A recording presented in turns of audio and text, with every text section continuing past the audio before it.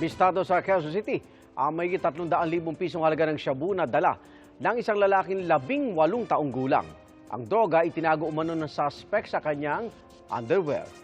Saksi si James Agustin, exclusive!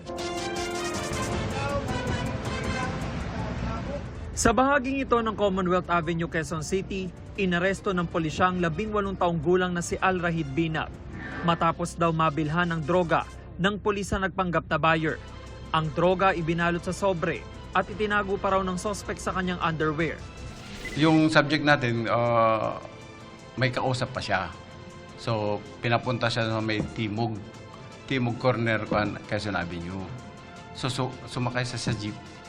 Tapos, itinago daw niya yung item doon sa underwear niya.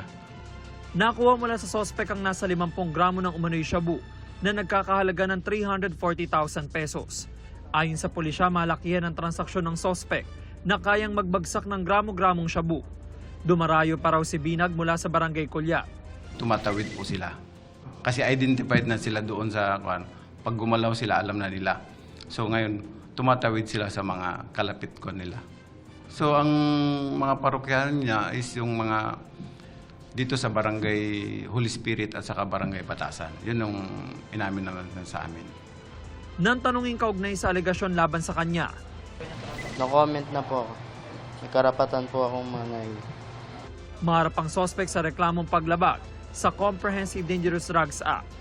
Para sa GMA Integrated News, James Agustin ang inyong saksi. Mga kaibigan, samahan nyo kaming saksiyan ng mga balita. Mag-subscribe sa GMA Integrated News sa YouTube. Para sa mga kapuso abroad, samahan nyo kami sa GMA Pinoy TV at sa www.gmanews.tv.